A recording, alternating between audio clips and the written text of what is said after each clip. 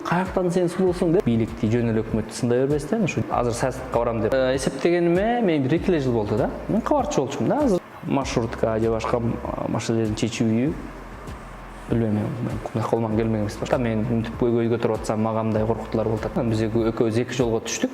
Бир макала жазбай туруп өзүң журналистмин деп Бай адам боло албайсың да. Эни карындаш дегендей эле мамиле, кесип баш кошуп, мен менен турмуш улайм деген кызга аябай кыйын болот да. Ошол журналистиканы бузуп атышпайбы?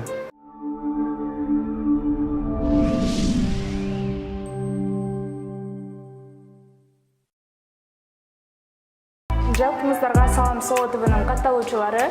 Бүгүн бизде конокто алып баруучу журналист, блогер, красавчик мырза Токтосун Шамбетов байке болмокчу. Биз менен бирге болуңуздар. Саламатсызбы? Саламатсызбы? Кандай келип алдыңыз? Жакшы, сонун рахмат. Жакшы, өзүңүздөр кандайсыздар? Жакшы. Эң биринчи эле суроону бир көргөн адамга аябай токтоо, скромный көрүнөт экенсиз, орусча айтканда. Мүнөзүңүз кимге окшош? Көбүрөөк апама окшош мүнөзүм. Атам көбүрөөк сүйлөбөйт, аз сүйлөйт. Апам көбүрөөк сүйлөп, анан сөзмөр, анан айылда дайыма ушул сүйлөгөн, активист болуп жүргөн, иштеген, эл алдында жүргөн, Жогорку Советтин облустук советтин депутаты болгон, мындай сөзмөр аял, ошондуктан апамды тартсам деп мен ойлойм. Мына балким билбейм. Атам бала кезде балким мендей сүйлөөчү же сүйлөөчү эмес, аны биле албайм да. Айтсаңыз, үй бүлөңүз тууралуу айтып калдыңыз. Канча бир туугансыз? Мен 3 бир тууганмын. 2 эжем, анан мен бармын. Абдан жакшы. Токтосун байке, мен билгенде сиз Facebook'та, Instagram'да активдүү колдонуучулардын катарын толуктайсыз. Анан кийин ар дайыма постторду сарказм менен жазып, ушундай жазасыз да. Ошол ойлор сизге каяктан келет? Эми ойлонуп деле отурбайм. Дайыма бир постты жазаарда ушул постко кандай кылып күлкүлүү кылып жазсам же юмор менен жазсам деп мындай эч качан ойлонбойм да. Бул күнүмдүк турмуштагы эле дайыма адам бир маселени көргөндө, окуяны укканда негизи адамдар бир эле кабыл албай ал маалыматты. Ар кандай кабыл алат. Бирөө жаман кабыл алат, бирөө жакшы кабыл алат. Бирөө ушул жаман болуптур деп кабыл алат, бирөө жакшы болуптур деп кабыл алат. Мен жаңылыкты жакшы же жаман деп экиге бөлбөйм да. Ал баары бир сенин жашооңдо жаңылык да. Сенин жашооңдо болгончу окуя, сенин колуңда болуп аткан, сенин өлкөңдө, дүйнөдө болуп аткан окуя. Мен ал окуяны ар дайым ошол юмор менен, сарказм менен кабыл алганга аракет кылам. Жашоодо дагы ошондой окуяларды, ошондой учурларды кабыл алам. Анан ал келип, анан ошол кандай кабыл алсам, ошону юмор менен ошондой кабыл алып жазам. Кээде бирок кичине эле ойлонуп жазып, кандай кылып адамдарга жеткиликтүү кылып пост жазсаң деген ойдо өзүм жазам да. Бирок негизи биз журналист катары кайсы бир окуяны пикир билдирүүгө мындай акыбыз жок. Биз бейтарап болушубуз керек, эки тарап тең бирдей карап талдап анан жазышыбыз керек. Журналист болуп аткандан кийин. Бирок мен ошол абалдан чыгыш үчүн баягы юмор менен берем көпчүлүгүн. Бул мен жеке социалдык баракчам, ошон үчүн мен иштеп аткан редакцияга кандайдыр бир терс же болбосо башка бир залкас тийбеш үчүн мен өзүм баракчамда юмор менен ар бир окуяны жазып коем. Жашоодо дагы ошондой юмор менен кайсы бир кабарды, окуяны мындай кабыл алам да. Эң сонун. Баарыбыз билгендей эле саясат темасын аябай сонун түшүнөсүз да. Саясатка келсек, эгерде саясатка баруу жөнүндө сунуш түшсө, пландарыңыз барбы саясатка барайын деген?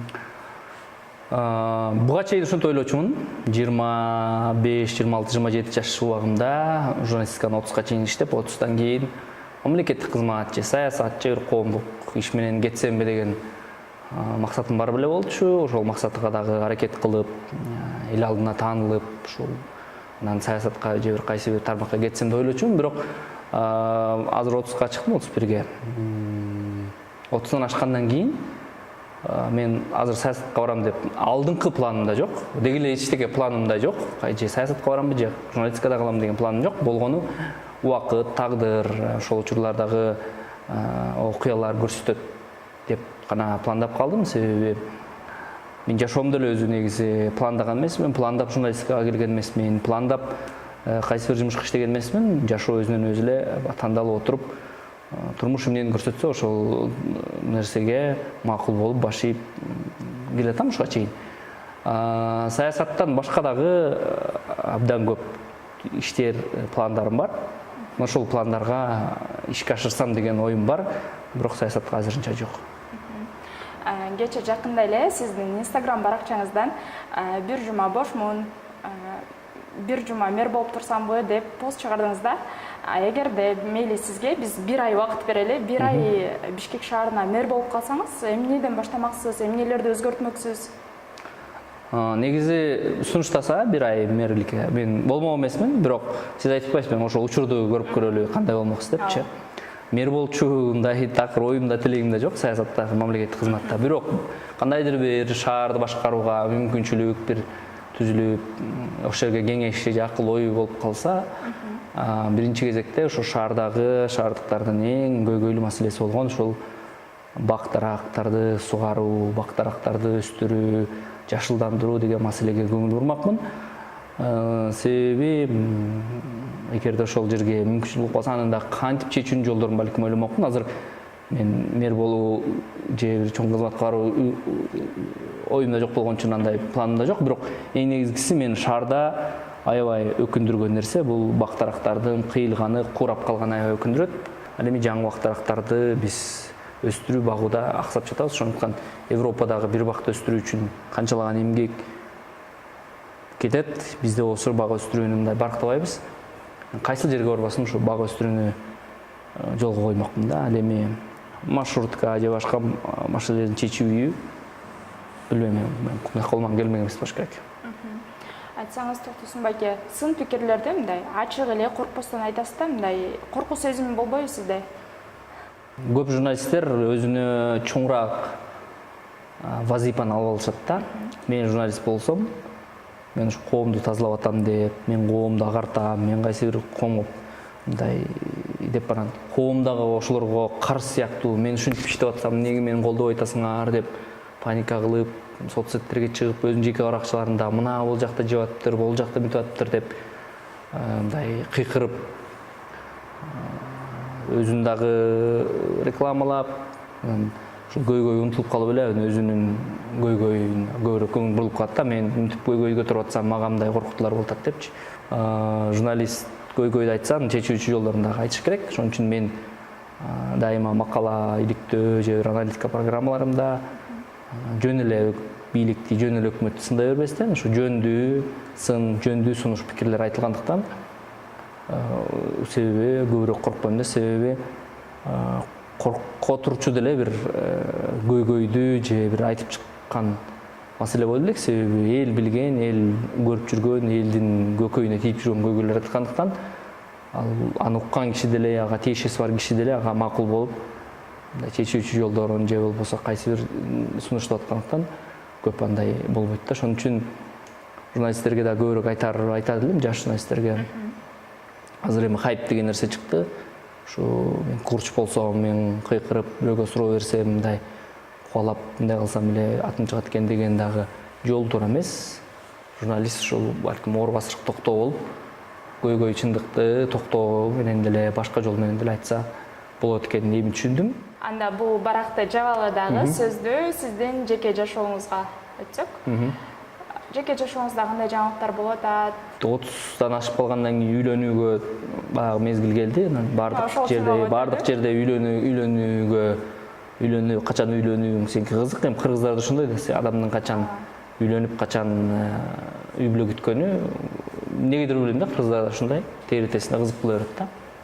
Мен алдыда планым жок.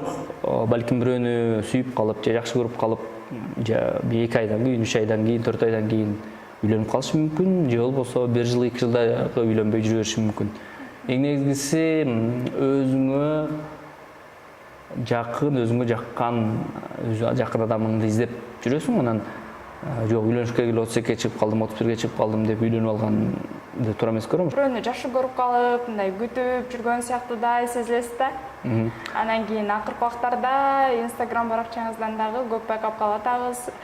Сиз кесиптешиңиз Айгерим Макулбекова эже менен сүрөт киргизип эле бир нерсе болуп калса эле сизди жаза калышып эле Айгерим Макулбекова экөөңүздөрдү чогуу бириктире албай аткандагы көрөрмандарыңыз жок эмес. Айгерим экөөбүз 2 жыл иштегенбиз, андан кийин дагы бир проектте 2 жыл иштегенбиз, бир долбоордо, андан кийин Азаттык бир долбоордо, андан кийин Азаттыкта уже 5 жыл 6 жылдан бери чогуу иштеп келатабыз. Экөөбүздө эни карындаш дегендей эле мамиле, кесиптеш дегендей мамиле, дос, сырдаш дегендей мамиле бар, бирок мындай жакындашып же баш кошуу деген көпчө эле жолу айтканбыз. Бирок эми элдердин бардыгысы жабыштыргандан анан кайра актанып жаза бергенден ооба деп кээ бирөө макул деп коебуз, кээ бирөө ооба деп коебуз тамашалапчы. А бирок мындай чынын айтайын азыр эч кандай экөөбүздө үйлөнүү же бир кыз жигит болуу же жакын мурда кыз жигит болгон сыяктуу мамилелер жок. Эми муну мындай көп жерден деле айтпайм да, 1 жылдан ашып калды. 3-4 жыл сүйлөшүп жүргөн кызым бар болчу, анан биз экөөбүз 2 жолго түштүк. Анан баары бир 3-4 жыл сүйлөшүп жүргөн кызым менен болгон мамилелер, андагы окуялар, андагы сезимдер дароо унутулбайт да. Мен үчүн да. Ошон үчүн кайсы бир социалдык тармактардагы жакшы пост, сүйүү жөнүндө билдирүүлөр, сүйүү жөнүндө статустар көрүп калса, аны мен бөлүшүп коем да. Себеби мен баары бир өзүмдүн жашоомдогу кайсы бир сезимдерди, эмоцияларды ушул сен соцсет аркылуу бересиң да. Андан берип ошон үчүн бөлүшүп, ырларды, каргандай эмдерди бөлүшүп коем да. Бул ошондон болсо керек. Анан кээ бирөө ойлойт жүргөн кызым балким кечке унута албай деп жүрөт. Эми 3-4 жыл сүйлөшкөн нерсени унутуп коюу бат эмес да. 1-2 жыл, 3 жыл, 4 жыл деп балким талап кылышы мүмкүн мен үчүн да. Эмне себептен 2 жолго түшүп кеттиңиздер? Азыр мен себебин айта албайм да. Себеби эки адам көпчүлүктөгөлөр 2 жылга кеткен учурлар көп эле болот. Ошондойлордун бири биз болдук. Түшүнбөстүк болот. Биринчиден эки адам мен өзүм аябай кыялым, өзүмдүн характерим, орусча айтканда, татаал киши, аябай татаал кишимин, анан ошон үчүн мени менен түшүнүшүп, мени менен сиңишип, мени менен жанаша кетүү өтө оор. Ошондуктан мен азыр айтам, балким менден күнөө кеткен, көп түшүнбөй койгом да. Балким себебин азыр мен айтуу билбейм да, ошо эки адам түшүнүшпөй калдык. Жөнүндө келишпей калат да. Кыял жоругуң, кайсы бир пикирлериң, анан кызуугандуулукка мен да калдырам, ал да калдырат, ошентип анан 2 жолго кеткенбиз да. Азыркы учурда жеке жашооңузда? Жеке жашоомдо жок. Эч ким жок. Эч ким жок. Бойдок кыздардын кулагына. Эми мында карап жүргөн, байкап жүргөн кыздар бар. Алар да балким анан алардын дагы сезими менен, алардын дагы мамилеси менен эсептешиш керек да. Балким сага жагабы, сен ага жагасың, жакпайсыңбы? Ойлоносуң, анан ошон үчүн мен айтпадым да, мен характерим, кыялым абдан оор болгондуктан мени менен баш кошуп, мени менен турмуш улайм деген кызга аябай кыйын болот да. Ошон үчүн анан мен аябай мындай токтоо эмес, дайыма шар жүргөн, дайыма активный жүргөн адам катары мен түшүнүш кыйыныраак. Ошон үчүн ошого дал келген, ошол ага мен дал келген адамды издеп, мен мындай активный издеген жокмун, каякта бар деп. Туш болуп калса, туш болуп калды. Сөзсүз Кудай жар менен жаратат да. Жалгыз сен жаратмак беле. Бир күн туш болуп калат да. Негизи болочоктогу жубайыңыз кандай сапаттарга ээ болуш керек деп мындан кийин суроо задайын деп аткамда уже жооп болду окшойт сизден. Билгенде мындан мурун сиз Нарын радиосунда иштейт болчуңуз. Бул жака кандай же сунуштар болду атайын бул жака чакырып? Кандай болуп келип калдыңыз? Ошолор тууралуу берсеңиз. Журналистикага да кокусунан келип калдым мен. Негизи кесибиңиз журналистпи? Кесибим журналист эмес. Мен 11-дө бүтүп, Нарын мамлекеттик университетинде окууга тапшырып, аякта организация безопасности дороги ОБДга тапшыргам. Андан кийин организация перевозки на управление транспорт. Бул таможенный дело болот. Ошого тапшырып, ошону бүткөм. журналист болуу такыр кыялымда да жок болчу. Журналист болуп бала кезден да түшүнчүмөсүм журналистика эмне. Мен биринчи курсума чейин журналистиканы такыр элесе алган эмес. Журналист ким, диктор ким, алып баруучу ким, артист ким дегенди билчү эмесмин. Мектепте окуп жүргөндө тентегирээк окуучу болчумун. Эми бардык окуучулардай эле, бардык эркектердей эле. Анан ошондуктан мен Нарын мамлекеттик университетине тапшырып, аскер адам болгонду жакшы көрчүмүн бала кезимден. Ичимде кыялым бар болчу, бирок окубай эле армияга кетем го деп жүрчүмүн. Университетте окуп жүрүп, биринчи курстан ошол жердеги балдарга кошулуп калып, посвящение деген болот, биринчи курстар тозот. Ошолорго кошулуп калып, анан ошолор менен жүрүп, анан КВН ойноп, КВН аркылуу Нарындагы Алмаз радиосуна кирип, Алмаз радиосунан кастинг болуп аткан Азаттык радиосуна кирип, анан ушинтип журналистикага келип калдым. Балким журналист болом деген жаштар болсо, негизи эле бардык жаштарга китепти көп окуй берсе пайдасы тиет. Мен китеп көп окучумун мектепте окуп жүргөндө. Ошол китептин окугандын пайдасы журналистикага алып келди да мени. Бир макала жазбай туруп, өзүң журналистмин деп эсептегендерге кандай карайсыз? Эң мыкты журналист болуш үчүн кандай этаптарды басып өтүш керек? Өзүмдү журналист деп самаганым, эсептегениме мен 1-2 жыл болду да. Мен кабарчы болчумун да. Азыр деле өзүмдү кабарчы деп көп жерге барган үчүн тааныштырам да. Мен Азаттык радиосунун кабарчысы деп. Бүгүн салттуу журналистика менен блогерликти интернеттеги ошо влог тарткан экөө аралашып калды. Дүйнөдө блогерлик биринчи кетти. Блогерлер журналисттер менен тең эле аналитика жасап, иликтөө жасап, ошол теледен чыккан, радиодон чыккан журналистиканы оозуна өтүштү. Кыргызстанда журналисттер бар, бирок журналистика жок да. Себеби Кыргызстанда эркин журналист болууга биринчиден өзү сапаттуу контент жасап, аны YouTube'дан же башка жерден сатууга мүмкүнчүлүк жок, медиа рынок аз. Сөзсүз барып ал мамлекеттик же бир жеке менчик телеканалга иштейт. Ал телеканалга иштегенден кийин сөзсүз ал жерде кайсы бир багытты, кайсы бир саясатты карманууга туура келет. Эми Кыргызстанда эл аралык журналистиканын медиасы болгон 2-3 эле медиа бар, Азаттык, BBC сыяктуу. Булар болсо дүйнөлүк эрежелерге кармаз журналистикада. Ошол так болушун керек, акыйкат болушун керек, бейтарап болушун керек депчи. Ошондуктан булар чоң мектеп, башка журналисттерди, башка журналисттер каранып түздөнө турчу чоң мектеп. Мен өзүм айткан жокмун, ошол Азаттык иштеген башка, BBCде иштеген башка журналисттерди деп атам. Түздөнө турчу мектеп. Ал эми жеңил-желпи жазып, макала жазып, мен өзүм журналист дегендердин ал эми өзүнүн айбирине коюш керек. Себеби эл, журт, башкасы көрүп турат. Бүгүн журналист болушу мүмкүн, эртең журналист болушу мүмкүн, наркын журналист болушу мүмкүн, бирок алар андай нерселер көпкө журналистикага турбайт. Же саясатка кетет, же башка жака кетет, эптеп өзүнүн атын таанып алып мындан ары кетет да.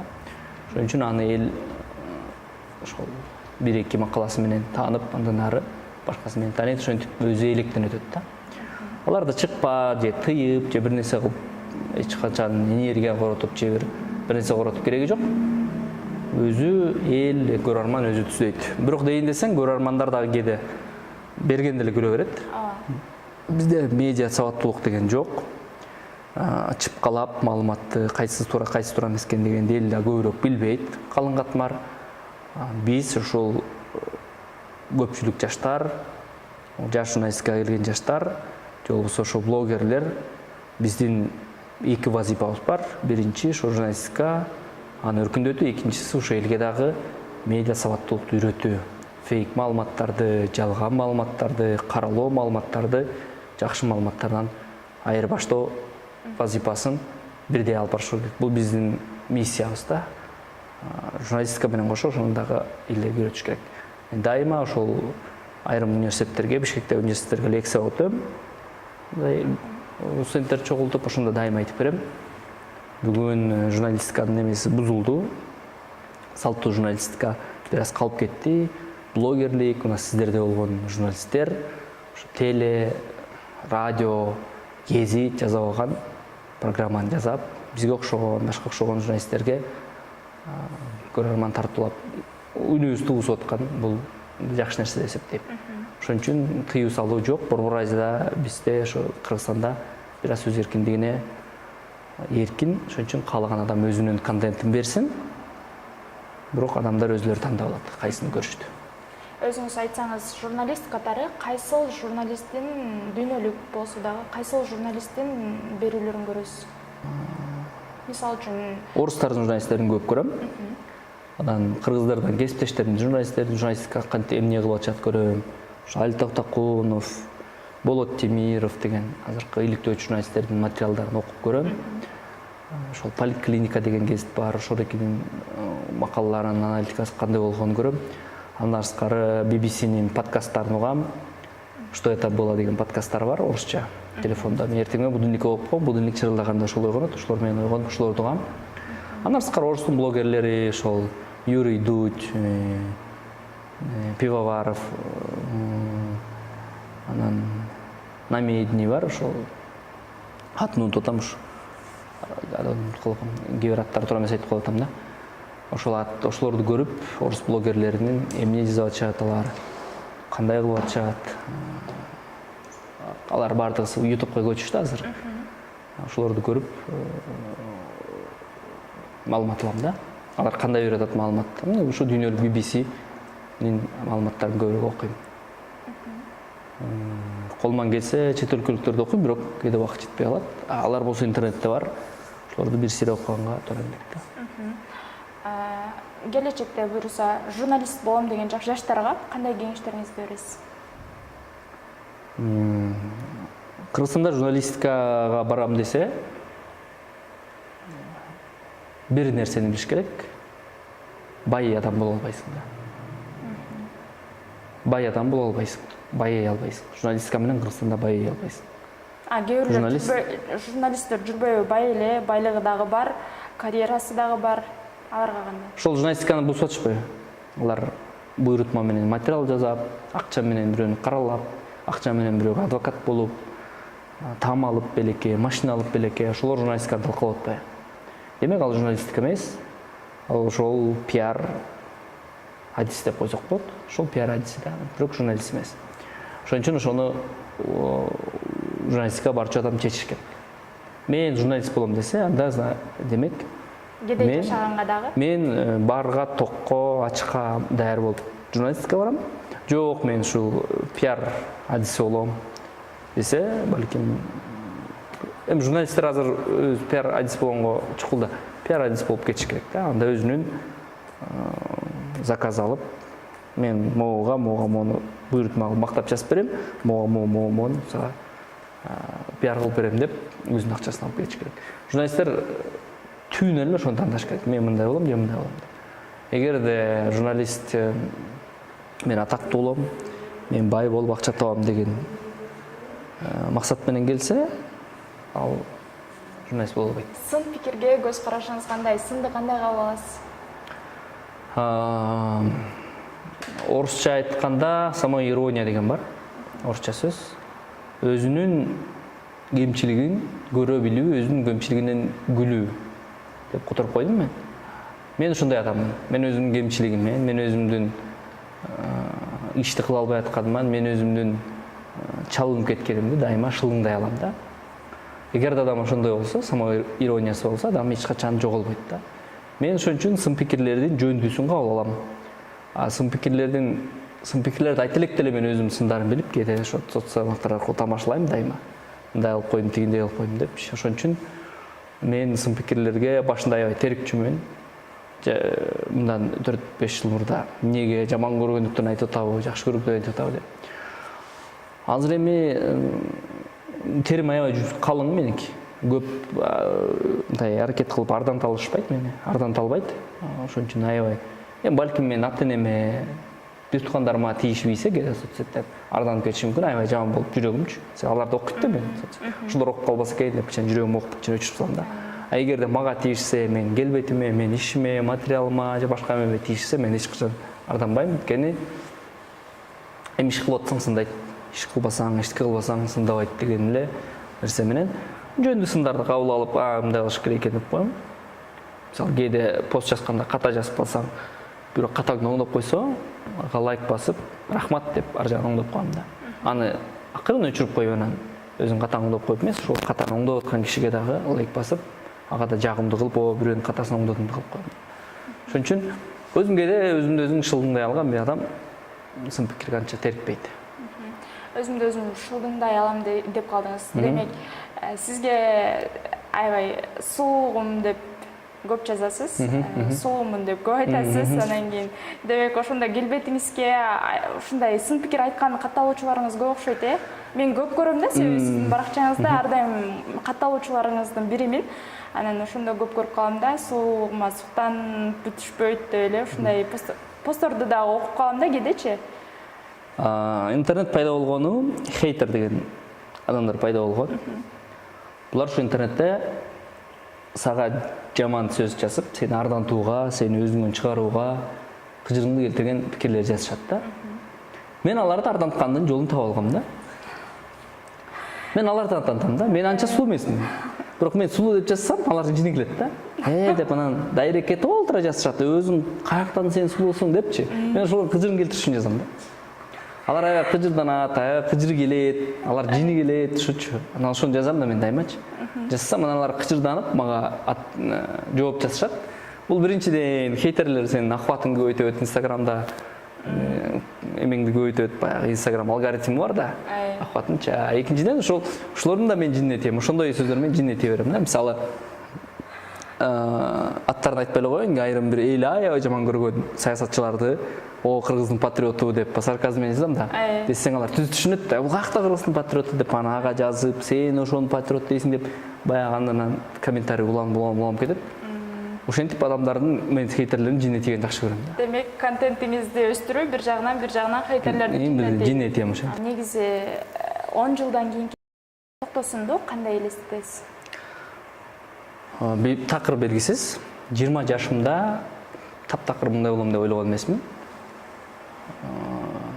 Бирок 10 жылдан кийин 40 жашымда кандай болом деп такыр оюмда жок. Кээ бир айтып коет го, план коюп жашаш керек, 3-4 жыл. Мен көп план койбойм. Кудайдын жазганы, Кудайдын буйруганы деп. Бирок мүмкүнчүлүктү колдон чыгарганга аракет кылам. Кайсы бир мүмкүнчүлүк келип калса, ошол эркини колуман чыгарбай кармап калууга аракет кылам. Болбой калса болуп калды, болбой калса, мисалы, Азаттыкка келип калганда ошо кастинг болуп калганда ошо мүмкүнчүлүк да, ошолорду колдон чыгарбай кастингге катышып, Азаттыкка келип калдым, болуп калды. Болбой калса, болбой эле калмак, балким нарында же башка бир тармакта жүрмөкмүн. Ошол сыяктуу да кийинки келечекте адамдарга мүмкүнчүлүктөр ачылат. Ошол мүмкүнчүлүктөрдү колдон келишинче аракет кылып кармап калам. Эгер ал аракеттер болбой калса, болбой калды, болуп калса болбой калды. Самурайлардын жакшы жашоо философиясы бар. Алар план койбойт, алар алдыга гана басат деп коет. Аларда бир гана жол бар деп коет. Ошол сыяктуу жол бар. Жол тайгак болот, бурулуш болот, баткак болот, жаам болот.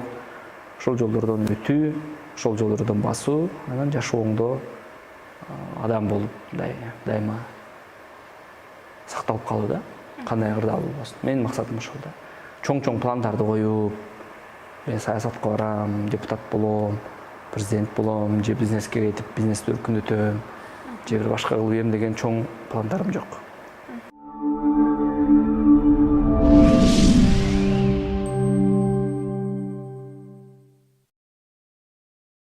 Анда токтосун байке, биздин жакшы жаңы өсүп келе жаткан журналисттерге ошондой эле биздин Соло ТВнын катталуучуларына жакшы бир каалоо тилектериңиз болсо айта кетсеңиз болот.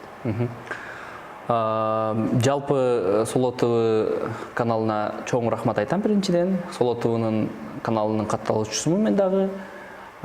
Ушул Соло ТВ башка телеканал, башка ошол сын иелер менен атаандаш эле ошо Кыргызстанды маалымат менен камсыздоо болуп келатканына мен аябай сүйүнөм. Себеби чет өлкөлүк биздин мигранттар көпчүлүк ушул жерден клип, кино, адамдардын бейнеси, алып баруучулар менен, атактуу адамдар менен интервьюларын көрүп, Кыргызстан жөнүндө кабардар болуп келатат.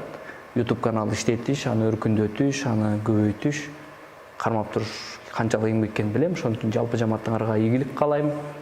Мындан ары өркүндөтүп кетерлер демекчимин. Ал эми көрүп турган баардык мен журналистикага тиешелүү, журналист болом деп аткан адамдарга айтам. Журналистика бул тагдырга буйруган буйрук. аны тандап, аны самап, аны ушуну өркүндөтөм деп келгенден кийин азыр мүмкүнчүлүктөр абдан көп. YouTube, Instagram, TikTok, Twitter деген сыяктуу каналдар аркылуу өзүңүздү таанытсаңыздар болот. Илгеркидей бир семьяга иштеп, анан өзүмдү көрсөтөм эмес. Бүгүн 14 жаштагы, 13-12 жаштагы жаштар дагы журналист боло алса болот. Аны сиздер бүгүн башташыңар керек.